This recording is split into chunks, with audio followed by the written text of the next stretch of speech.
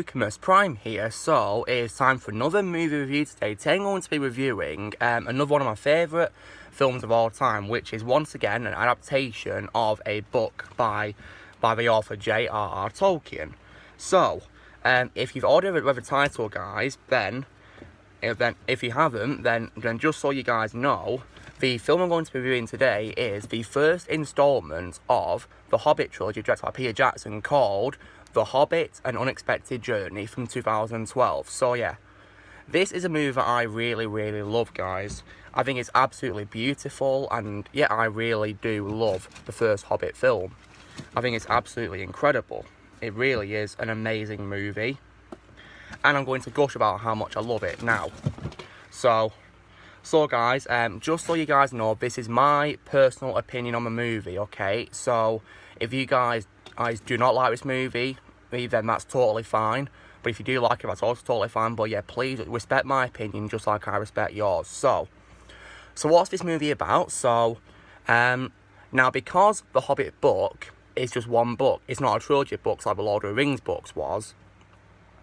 This movie covers pretty much like the first third of the book, you know, hence why the films are a trilogy.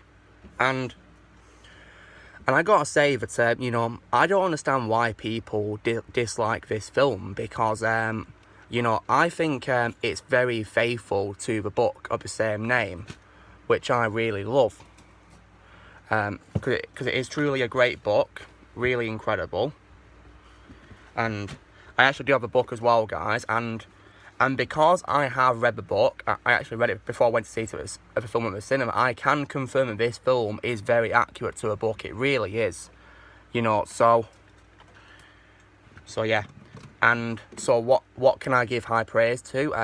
I can definitely give high praise to the cast of the movie, such as, well, I really think Martin Freeman was perfectly cast as young Bilbo Baggins. Even though my favourite Bilbo to this day is, of course, Sir Ian Holm, may he rest in peace. And I was also very happy that Sir Ian McKellen returned as Gandalf as well, because he's my favourite, you know, Middle-earth character, and, you know, I was very happy that they brought back Sir Ian McKellen. I also really loved the entire cast of the dwarves. I thought they were also perfectly cast. I loved Richard Armitage as Thorin, for example. I thought he was great as Thorin. It made Thorin my favourite dwarf thanks to his great performance. And yeah, they were all perfectly cast in the movie. And who else as well? Oh yeah, I also love as well the introduction of brand new characters, you know, besides, you know, the dwarves, of course. I mean, if you've watched Lord of the Rings, then you'll probably know who Balin and Gloin are, because Gloin appears with his son Gimli in the first Fellowship of the Ring movie, and of course Balin is unfortunately dead and he's buried in the mines of Moria. So yeah, you'll probably be aware of who the dwarves are. Now, one thing I do love about the dwarves in the movie as well, guys, I mean, like I said, I don't know why people hate this movie. I mean, because, guys, if you want to watch a terrible adaptation of, you know, a work by Tolkien, watch the 1977 animated Hobbit movie. Because one thing I did like about that movie was that, you know, they made most of the dwarves completely silent.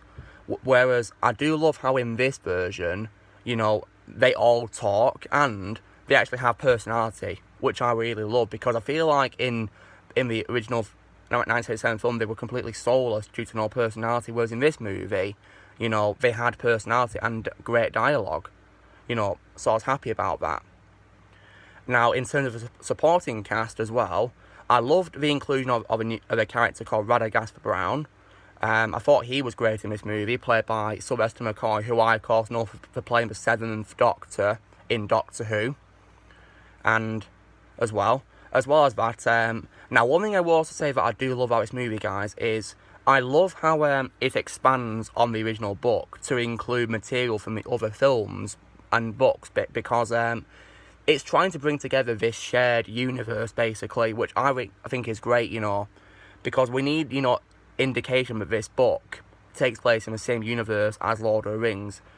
So yeah, which is why I did really adore the White Council scene in Rivendell, because, you know, they brought back many familiar faces I love.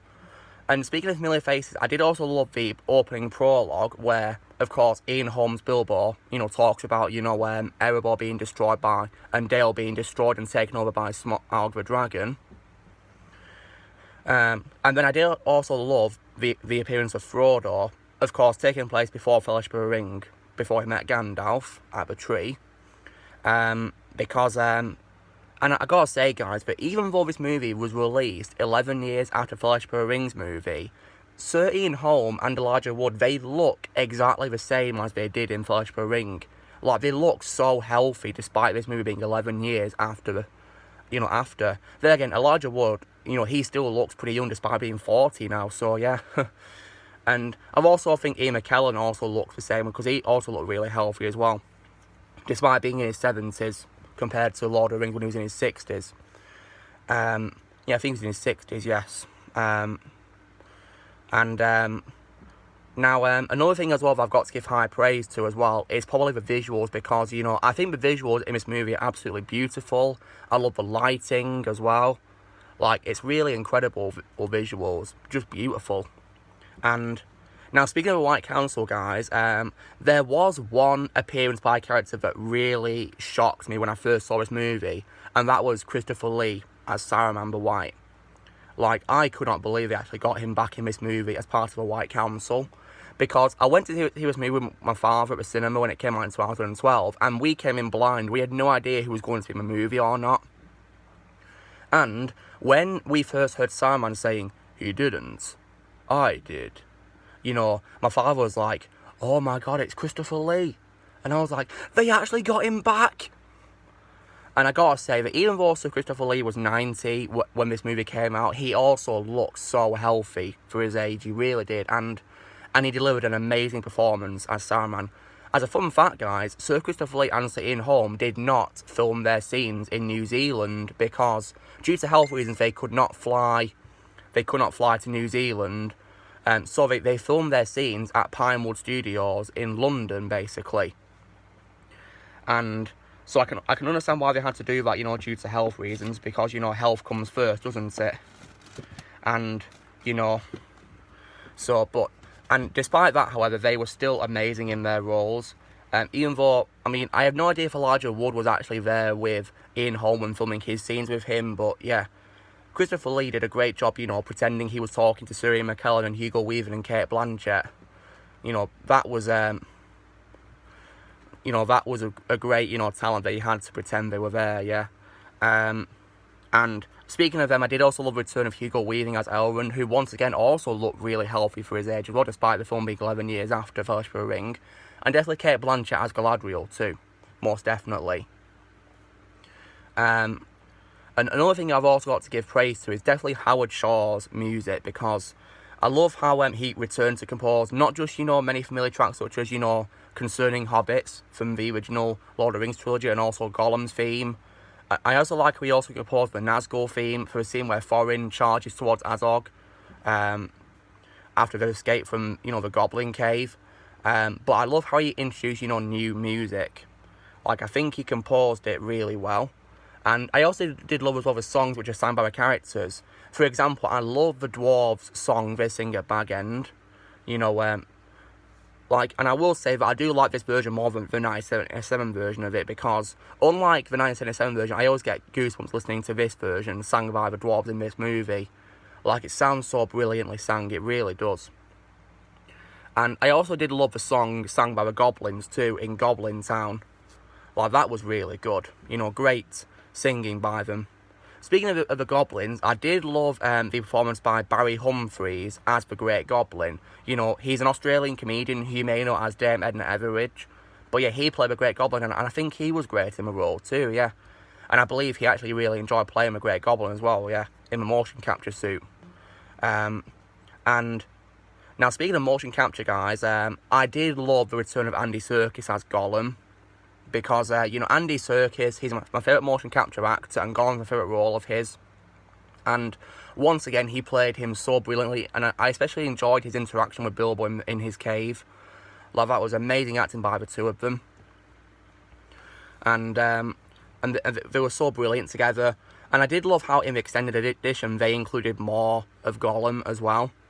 And I like how they also expanded on the conversation of the White Council as well. That was great. And I did also love how they included flashbacks of Barbara Bowman's ancestor, who is also played by Luke Evans. Like, I thought that was a great little bit of a setup to, to his next films. He played Giri and the descendants of him. So, yeah. And nonetheless, this was an amazing movie, guys, and it's in my opinion, it's one of the greatest, adaptations ever, and I don't know why people hate it. It's my second favourite adaptation of a book by J.R. Tolkien after Return of the King by Peter Jackson. And yeah, also as well, guys, I don't know why people are complaining about the CGI, because I think the CGI is really amazing, especially for the orcs as well, because I did love Marnie Bennett as Azog the Defiler.